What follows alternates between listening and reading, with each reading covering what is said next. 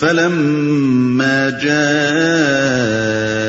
آل لوط المرسلون قال إنكم قوم منكرون قالوا بل جئناك بما كانوا فيه يمترون وَأَتَيْنَاكَ بِالْحَقِّ وَإِنَّا لَصَادِقُونَ۔ پھر جب یہ فرستادے لوط کے ہاں پہنچے تو اس نے کہا آپ لوگ اجنبی معلوم ہوتے ہیں۔ انہوں نے جواب دیا نہیں، بلکہ ہم وہی چیز لے کر آئے ہیں جس کے آنے میں یہ لوگ شک کر رہے تھے۔ ہم تم سے سچ کہتے ہیں کہ ہم حق کے ساتھ تمہارے پاس آئے ہیں۔ لوط کے ہاں پہنچے، تقابل کے لیے ملاحظہ ہو سورہ اعراف رکوع 10، سورہ ہود رکوع 7۔ اجنبی معلوم ہوتے ہیں، یہاں بات مختصر بیان کی گئی ہے۔ سورہ ہود میں اس کی تفصیل یہ دی گئی ہے کہ ان لوگوں کے آنے سے حضرت لوط علیہ السلام بہت گھبرائے اور سخت دل تنگ ہوئے، اور ان کو دیکھتے ہی اپنے دل میں کہنے لگے کہ آج بڑا سخت وقت آیا ہے۔ اس گھبراہٹ کی وجہ جو قرآن کے بیان سے اشارتاً اور روایات سے صراحتاً معلوم ہوتی ہے، یہ ہے کہ یہ فرشتے نہایت خوبصورت لڑکوں کی شکل میں حضرت لوط علیہ السلام کے ہاں پہنچے تھے، اور حضرت لوط علیہ السلام اپنی قوم کی بدماشی سے واقف تھے، اس لیے آپ سخت پریشان ہوئے کہ آئے ہوئے مہمانوں کو واپس بھی نہیں کیا جا سکتا اور انہیں ان بدماشوں سے بچانا بھی مشکل ہے۔ فَأَسْرِ بِأَهْلِكَ بِقِطْعٍ مِّنَ اللَّيْلِ وَاتَّبِعْ أَدْبَارَهُمْ وَلَا يَلْتَفِتْ مِنكُمْ أَحَدٌ وَامْضُوا حَيْثُ تُؤْمَرُونَ۔ لہذا اب تم کچھ رات رہے اپنے گھر والوں کو لے کر نکل جاؤ اور خود ان کے پیچھے پیچھے چلو، تم میں سے کوئی پلٹ کر نہ دیکھے، بس سیدھے چلے جاؤ جدھر جانے کا تمہیں حکم دیا جا رہا ہے، خود ان کے پیچھے پیچھے چلو۔ یعنی اس غرض سے اپنے گھر والوں کے پیچھے چلو کہ ان میں سے کوئی ٹھہرنے نہ پائے، کوئی پلٹ کر نہ دیکھے۔ اس کا یہ مطلب نہیں ہے کہ پلٹ کر دیکھتے ہی تم پتھر کے ہو جاؤ گے جیسا کہ بائبل میں بیان ہوا ہے، بلکہ اس کا مطلب یہ ہے کہ پیچھے کی آوازیں اور شور و غل سن کر تماشا دیکھنے کے لیے نہ ٹھہر جانا۔ یہ نہ تماشا دیکھنے کا وقت ہے اور نہ مجرم قوم کی ہلاکت پر آنسو بہانے کا۔ ایک لمحہ بھی اگر تم نے معذب قوم کے علاقے میں دم لے لیا تو بعید نہیں کہ تمہیں بھی اس ہلاکت کی بارش سے کچھ غضن پہنچ جائے۔ وَقَضَيْنَا إِلَيْهِ ذَلِكَ الْأَمْرَ أَنَّ دَابِرَ هَٰؤُلَاءِ مَقْطُوعٌ مُصْبِحِينَ۔ اور اسے ہم نے اپنا یہ فیصلہ پہنچا دیا کہ صبح ہوتے ہوتے ان لوگوں کی جڑ کاٹ دی جائے گی۔ وَجَاءَ أَهْلُ الْمَدِينَةِ يَسْتَبْشِرُونَ۔ اتنے میں شہر کے لوگ خوشی کے مارے بےتاب ہو کر لوط کے گھر چڑھ آئے۔ اس سے اندازہ کیا جا سکتا ہے کہ اس قوم کی بد اخلاقی کس حد کو پہنچ چکی تھی۔ بستی کے ایک شخص کے ہاں چند خوبصورت مہمانوں کا آ جانا اس بات کے لیے کافی تھا کہ اس کے گھر پر اوباشوں کا ایک ہجوم امنڈ آئے اور علانیہ وہ اس سے مطالبہ کریں کہ اپنے مہمانوں کو بدکاری کے لیے ہمارے حوالے کر دے۔ ان کی پوری آبادی میں کوئی ایسا عنصر باقی نہ رہا تھا جو ان حرکات کے خلاف آواز اٹھاتا، اور نہ ان کی قوم میں کوئی اخلاقی حس باقی رہ گئی تھی جس کی وجہ سے لوگوں کو علی اعلان یہ زیادتیاں کرتے ہوئے کوئی شرم محسوس ہوتی۔ حضرت لوط علیہ السلام جیسے مقدس انسان اور معلم اخلاق کے گھر پر بھی جب بدماشوں کا حملہ اس بے باکی کے ساتھ ہو سکتا تھا تو اندازہ کیا جا سکتا ہے کہ عام انسانوں کے ساتھ ان بستیوں میں کیا کچھ ہو رہا ہوگا۔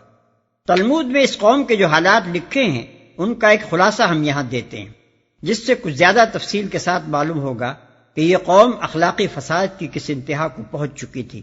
اس میں لکھا ہے کہ ایک مرتبہ ایک اعلامی مسافر ان کے علاقے سے گزر رہا تھا، راستے میں شام ہو گئی اور اسے مجبوراً ان کے شہر صدوم میں ٹھہرنا پڑا۔ اس کے ساتھ اپنا زاد راہ تھا، کسی سے اس نے میزبانی کی درخواست نہ کی، بس ایک درخت کے نیچے اتر گیا، مگر ایک صدومی اصرار کے ساتھ اٹھا کر اسے اپنے گھر لے گیا، رات اسے اپنے ہاں رکھا اور صبح ہونے سے پہلے اس کا گدھا اس کے زین اور مال تجارت سمیت اڑا دیا۔ اس نے شور بچایا مگر کسی نے اس کی فریاد نہ سنی، بلکہ بستی کے لوگوں نے اس کا رہا سہا مال بھی لوٹ کر اسے نکال باہر کیا۔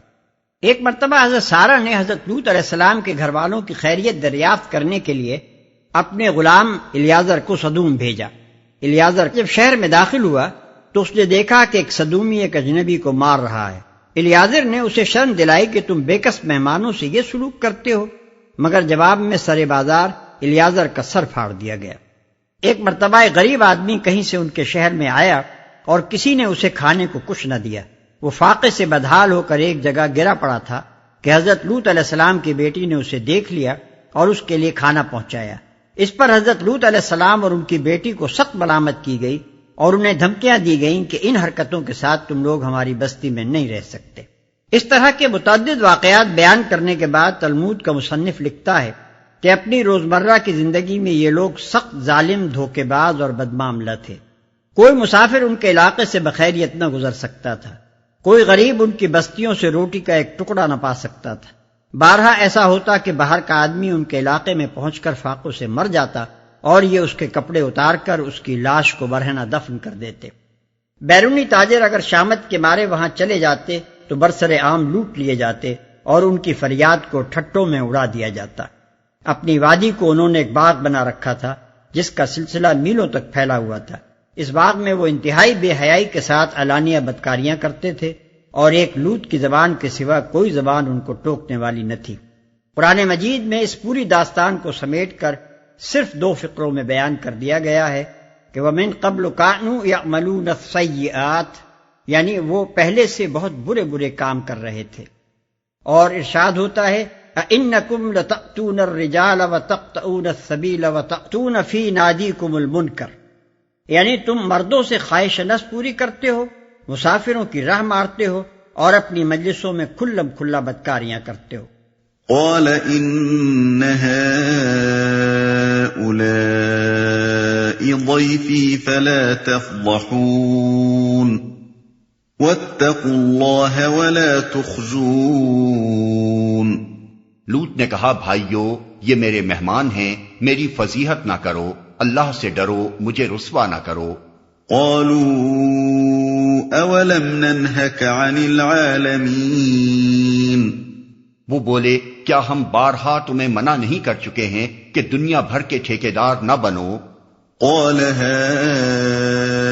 هؤلاء بناتي إن كنتم فاعلين۔ لوط نے عاجز ہو کر کہا اگر تمہیں کچھ کرنا ہی ہے تو یہ میری بیٹیاں موجود ہیں۔ اس کی تشریح سورہ ہود کی آیت 78 کی تفسیر میں بیان کی جا چکی ہے۔ یہاں صرف اتنا اشارہ کافی ہے کہ یہ کلمات ایک شریف آدمی کی زبان پر ایسے وقت میں آئے ہیں جبکہ وہ بالکل تنگ آ چکا تھا اور بدماش لوگ اس کی ساری فریاد و فغاں سے بے پرواہ ہو کر اس کے مہمانوں پر ٹوٹے پڑ رہے تھے۔ اس موقع پر ایک بات کو صاف کر دینا ضروری ہے، سورہ ہود میں واقعہ جس ترتیب سے بیان کیا گیا ہے اس میں یہ تصریح ہے کہ حضرت لوط علیہ السلام کو بدماشوں کے اس حملے کے وقت تک یہ معلوم نہ تھا کہ ان کے مہمان در حقیقت فرشتے ہیں۔ وہ اس وقت تک یہی سمجھ رہے تھے کہ یہ چند مسافر لڑکے ہیں جو ان کے ہاں آ کر ٹھہرے ہیں۔ انہوں نے اپنے فرشتہ ہونے کی حقیقت اس وقت کھولی جب بدماشوں کا ہجوم مہمانوں کی قیام گاہ پر پل پڑا اور حضرت لوط علیہ السلام نے تڑپ کر فرمایا لو ان لی بکم قوۃ او آوی الی رکن شدید، یعنی کاش مجھے تمہارے مقابلے کی طاقت حاصل ہوتی یا میرا کوئی سہارا ہوتا جس سے میں حمایت حاصل کرتا۔ اس کے بعد فرشتوں نے ان سے کہا کہ اب تم اپنے گھر والوں کو لے کر یہاں سے نکل جاؤ اور ہمیں ان سے نمٹنے کے لیے چھوڑ دو۔ واقعات کی اس ترتیب کو نگاہ میں رکھنے سے پورا اندازہ ہو سکتا ہے کہ حضرت لوط علیہ السلام نے یہ الفاظ کس تنگ موقع پر عاجز آ کر فرمائے تھے۔ اس سورے میں چونکہ واقعات کو ان کی ترتیب وقوع کے لحاظ سے نہیں بیان کیا جا رہا ہے بلکہ اس خاص پہلو کو خاص طور پر نمایاں کرنا مقصود ہے جسے ذہن نشین کرنے کی خاطر ہی یہ قصہ یہاں نقل کیا گیا ہے۔ اس لیے ایک عام ناظر کو یہاں یہ غلط فہمی پیش آتی ہے کہ فرشتے ابتدا ہی میں اپنا تعارف حضرت لوط علیہ السلام سے کرا چکے تھے اور اب اپنے مہمانوں کی آبرو بچانے کے لیے ان کی یہ ساری فریاد و فغاں محض ایک ڈرامائی انداز کی تھی۔ لعمرك انہم لفی سکرتہم یعمہون، تیری جان کی قسم اے نبی اس وقت ان پر ایک نشہ سا چڑھا ہوا تھا جس میں وہ آپے سے باہر ہوئے جاتے تھے۔ فأخذتهم الصيحة مشرقين فجعلنا عاليها سافلها وأمطرنا عليهم حجارة من سجيل. آخر پو پھٹتے ہی ان کو ایک زبردست دھماکے نے آ لیا اور ہم نے اس بستی کو تل پٹ کر کے رکھ دیا اور ان پر پکی ہوئی مٹی کے پتھروں کی بارش برسا دی. یہ پکی ہوئی مٹی کے پتھر ممکن ہے کہ شہاب ثاقب کی نوعیت کے ہوں، اور یہ بھی ممکن ہے کہ آتش فشانی انفجار یعنی والکینک ایرپشن کی بدولت زمین سے نکل کر اڑے ہوں اور پھر ان پر بارش کی طرح برس گئے ہوں، اور یہ بھی ممکن ہے کہ ایک سخت آندھی نے یہ پتھراؤ کیا. ان فی ذلک لآیات للمتوسمین. اس واقعے میں بڑی نشانیاں ہیں ان لوگوں کے لیے جو صاحب فراست ہیں. وَإِنَّهَا لَبِسَبِيلٍ مُقِيمٍ. اور وہ علاقہ جہاں یہ واقعہ پیش آیا تھا گزرگاہ عام پر واقع ہے. یعنی حجاز سے شام اور عراق سے مصر جاتے ہوئے یہ تباہ شدہ علاقہ راستے میں پڑتا ہے، اور عموماً قافلوں کے لوگ تباہی کے ان آثار کو دیکھتے ہیں جو اس پورے علاقے میں آج تک نمایاں ہیں. یہ علاقہ بحر لوط یعنی بحر مردار کے مشرق اور جنوب میں واقع ہے، اور خصوصیت کے ساتھ اس کے جنوبی حصے کے متعلق جغرافیہ دانوں کا بیان ہے کہ یہاں اس درجے ویرانی پائی جاتی ہے جس کی نظیر روئے زمین پر کہیں اور نہیں دیکھی گئی. ان فی ذلک لآیۃ للمؤمنین. اس میں سامان عبرت ہے ان لوگوں کے لیے جو صاحب ایمان ہیں. وَإِن كَانَ أَصْحَابُ الْأَيْكَةِ لَظَالِمِينَ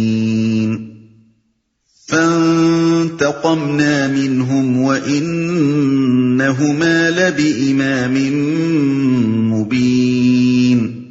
اور ایکا والے ظالم تھے تو دیکھ لو کہ ہم نے ان سے بھی انتقام لیا، اور ان دونوں قوموں کے اجڑے ہوئے علاقے کھلے راستے پر واقع ہیں. اور ایکا والے یعنی حضرت شعیب علیہ السلام کی قوم کے لوگ. اس قوم کا نام بنی مدیان تھا.